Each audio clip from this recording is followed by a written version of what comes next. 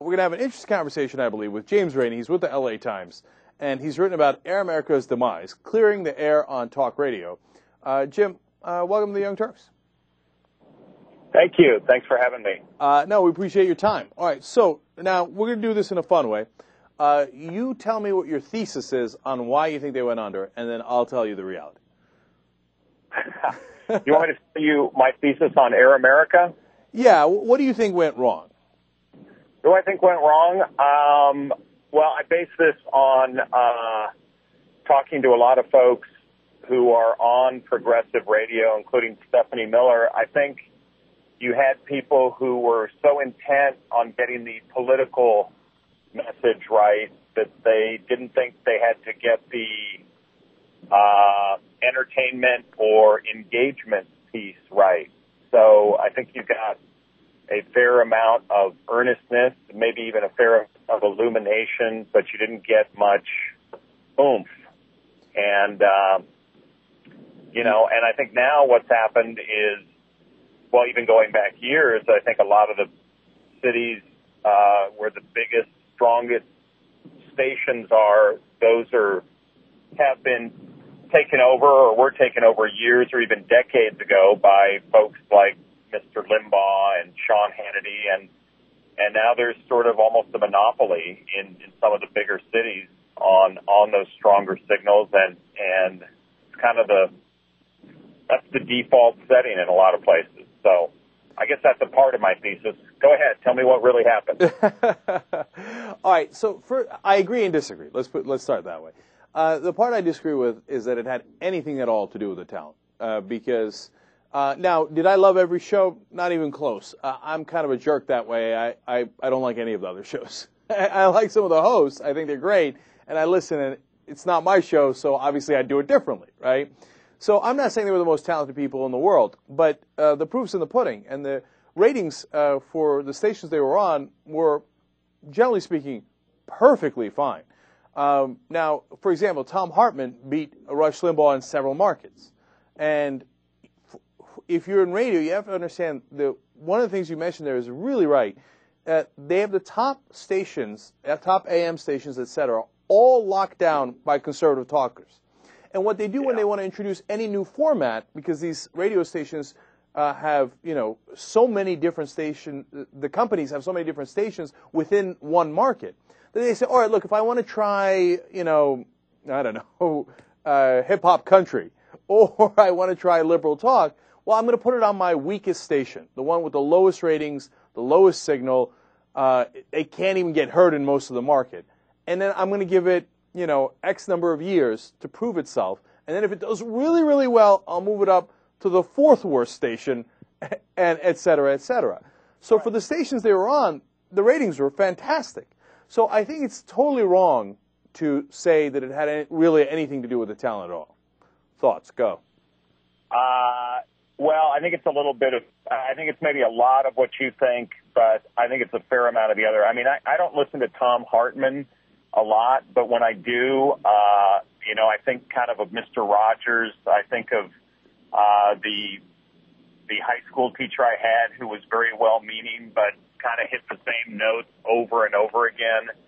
And as much as I know your listeners hate Mr. Limbaugh, and believe me, he spent, I think, 8 minutes one day attacking me, so I guess I'm part of that club.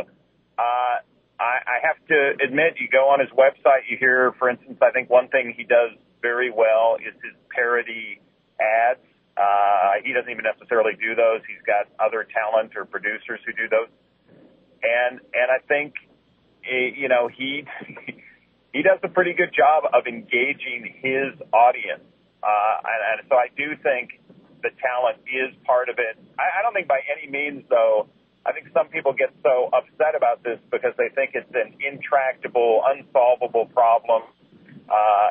Rush is never going away, and no one is ever going to come up on the progressive side that has a chance of being really big. And I just don't think things stay the same. I think there will be opportunities eventually for that. But I think you're absolutely right that you've got, whether it's Clear Channel or some of the other big conglomerates, they've got this business locked up, and the tried and true to them is cost. So they feel like that works, and they go away from it. I'm going to say one more thing. If you look in L.A. at KRLA, the smaller signal station here that has all conservative, or mostly all conservative talkers, well, its ratings are down there about a little bit better than the progressive station, K-Talk, here in town.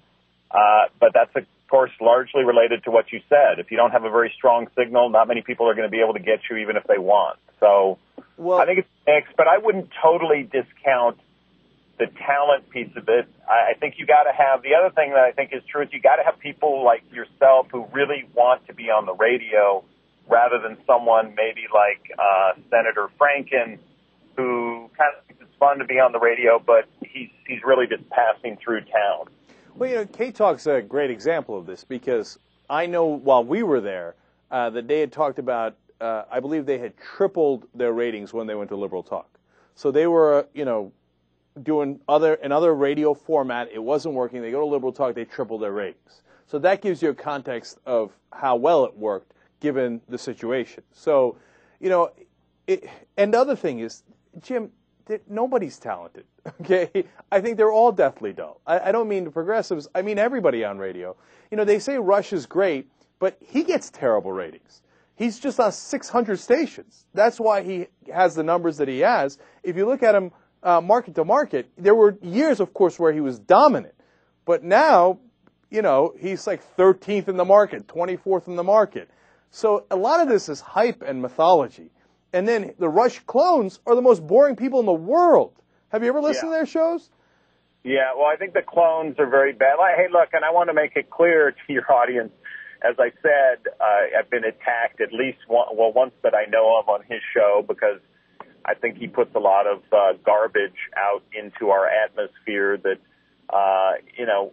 isn't helping the cause of democracy or isn't really helping anything. But part of what we're talking about here is marketability, and sometimes things that are, lowbrow, simplistic, stereotypical, they attract an audience. I think you can probably think of some other media outlets that don't necessarily tell the truth, but sometimes people like to hear what they like to hear, and they like to hear what they agree with. But Jim, that's why I think the progressive talk, of course, can work, because progressives also like to hear what they like to hear. So, and then they had the old thing about liberals can't be entertaining, which is the funniest thing I've ever heard from any conservative in history, okay? They claim all of Hollywood is liberal, but liberals can't be entertaining? Yeah. I think that doesn't make any sense. Yeah, if you listen to Stephanie Miller, which she's in a lot of markets around the country, to me she's very entertaining. She's very funny. She's definitely left of center. And, she can talk to you chapter and verse about being on some of the bigger signal stations in L.A. and pulling really good numbers when she was there. Now things got jogged around, and now she's at a pretty a relatively smaller station, and so it's hard to attract as big an audience. But I just think people get a little breathless about this on both sides, and people either hate or love Limbaugh, so they kind of are blinded when his name comes up. But one of the things I tried to say in this story, if I can change this topic just slightly, is on both sides of the liberal-conservative divide, people try and take these numbers, ratings numbers, and say, hey, look at how many people are reading this blog. Look how many people are reading Huffington. Well, we're kicking butt. We dominate. Or, of course, the people at Fox, I hear constantly from people, well, Fox has the highest ratings, therefore it's a conservative nation. Well, the thing those people don't like to hear, taking the last example, is with Fox, yes, they've got about 3 million viewers a night for their what amounts to their nightly news with Bret Baier. Well, if you put together the three networks, they've got well over 20 million. So the folks at Fox or their supporters like to throw that 3 million number at you. They don't like it if you throw back at them, well, what about the 20 million who watch CBS, NBC, and ABC? But I'm not trying to argue that. No. You're 100% right about that. I think these numbers in both directions are just used in the most inane way. If I can get on a newspaper hobby horse for 30 more seconds, every day I get an email from someone on the right who says the reason the LA Times is struggling financially and blah blah blah is because you guys are so damned liberal, et cetera, et cetera. They don't want, the fact is, the reason we're struggling is because the business model is all out of whack. We probably, arguably, have more people reading us today than ever because of the web. We have one of the biggest web audiences of any news outlet, second really in newspaper land, only to the New York Times. But that doesn't fit with their predisposition because somebody on cable TV, probably Mr. O'Reilly, told them that we lie and therefore we're going out of business. And so these numbers are thrown around by people who frankly don't know anything about my business or your business. And it's I think it's on both sides of the divide. I hear it more so from folks who are on the right because they have been taught to loathe the Los Angeles Times. And, it just gets very annoying because you hear the same misinformation and the same propaganda over and over again. And anyway, that's my little rant on that. All right, Jim, that brings me to exactly where I want to go. We're talking to Jaimes Rant from the LA Times, obviously, and he wrote about the demise of Air America and different reasons behind it. And look, your point, I share so much. I made it a couple of days ago when Bill O'Reilly said, so many people are listening to Fox News, so the country must be center-right. That's moronic. He gets $3 million a night, which is great if you're a television show, especially on cable, but that's 1% of the country. It doesn't indicate anything. And then on the radio, I know personally, because I was in the business and still am to some degree, the ratings are lies. They're total nonsense. They're almost made up. So the numbers mean absolutely nothing. But where I wanted to go with that is that, the conservatives have this, I don't want to call it a business plan because it's not a business plan. They have this different idea about how to run these media empires. They think it's perfectly okay to lose money. Murdoch has never made a dime on the New York Post. He loses about $50 million a year on it. With Fox News, he had a brilliant long-term strategy, and he had capitalization to be able to pull it off, and now he does make money. But for the first 5 years, he lost $90 million a year.